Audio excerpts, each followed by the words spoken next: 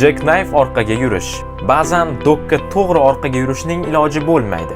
Jackknife orqaga yurish quyidagi holatlarda ishlatiladi. Joy faqat treyler sig'adigan darajada kichik bo'lsa, yoxud trak treylerni harakat yo'nalishidan tashqarida ushlab turish kerak bo'lsa. Side-side jackknife orqaga yurish chap ko'zgudan treyler yo'nalishini kuzatish imkonini beradi, ammo o'ng tomonni ko'ra olmaysiz.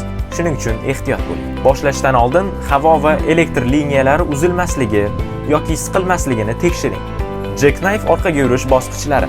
Dokdan o'tib parallel to'xtang. Treyler yo'nalishini rejalashtiring va alleya dok yoki offset orqaga yurish qoidalariga rioya qiling.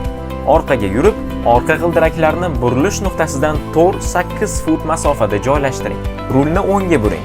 Treyler tekis yuradi. Trak esa 15 daraja burchakda harakatlanadi. Treyler dokka yaqinlashganda rulni keskin o'ngga buring. Trak va treyler 90 daraja jackknife shaklini hosil qiladi. Haddan tashqari burilishga yo'l qo'ymang. Agar trak treylerga urilsa, qimmat zarar yetishi mumkin. Orqa chap g'ildirak oldinga siljib, treyler dokdan uzoqlashishiga ham sabab bo'lishi mumkin.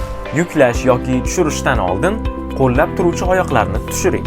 Harakatlanishdan oldin qo'llab turuvchi oyoqlarni ko'taring. Ko'rmay orqaga yurish.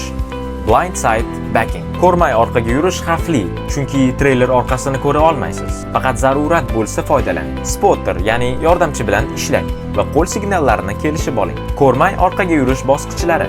Side-side jackknife texnikasi kabi harakat qiling, lekin teskari yo'nalishda.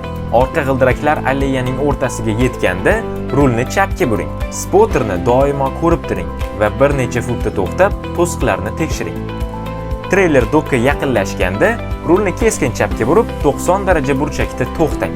Haddan tashqari burilishga yo'l qo'ymang. Agar burchak juda keskin bo'lsa, havo va elektr liniyalari uzilishi mumkin. Kabina treylerga urilishi mumkin. Ba'zan 90 darajadan kichik burchak yetarli bo'ladi.